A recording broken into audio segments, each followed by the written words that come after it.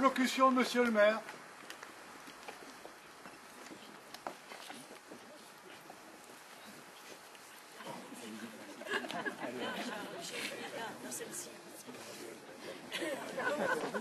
Dans une fois, je pense que c'était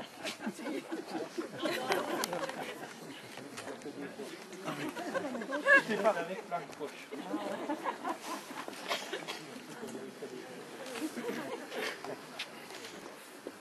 Message de Kader Arif, ministre délégué auprès du ministre de la Défense chargé des anciens combattants. Le 11 novembre 1918, à 11 h, les clairons sonnaient le cessez-le-feu tout au long de la ligne de front, mettant fin à une guerre que les Français dénommèrent aussitôt la Grande Guerre.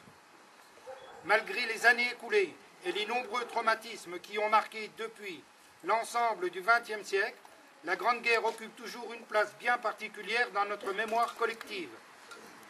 Car ces 4 années auront amené des bouleversements comme rarement dans notre histoire. Un tournant marqué par la mort de millions d'hommes sur les champs de bataille. Un tournant aussi dans une multitude de domaines. Les relations internationales, l'économie, la vie politique et sociale, les arts même. Tous les combattants de ce conflit, dont l'année prochaine marquera le début du centenaire, sont désormais disparus. La Grande Guerre est passée de la mémoire à l'histoire. Ce centenaire sera l'occasion d'un hommage international à tous ces combattants tombés pour leur pays. Il permettra également de rassembler les belligérants d'hier, amis d'aujourd'hui et réunis pour porter un message de paix. La transmission à la jeunesse sera ainsi placée au centre des commémorations. Dès la fin de la Grande Guerre, la date du 11 novembre s'imposa comme le symbole d'une France qui surmonte l'épreuve. Le 11 novembre 1923, André Maginot, pour la première fois, raviva la flamme sous l'Arc de Triomphe, instituant une tradition qui perdure encore aujourd'hui et dont nous célébrons cette année le 90e anniversaire. Dans les heures sombres de notre histoire, cette date devint aussi un moment de ralliement. Le 11 novembre 1940, des lycéens et étudiants parisiens se réunirent place de l'Étoile, bravant les forces d'occupation.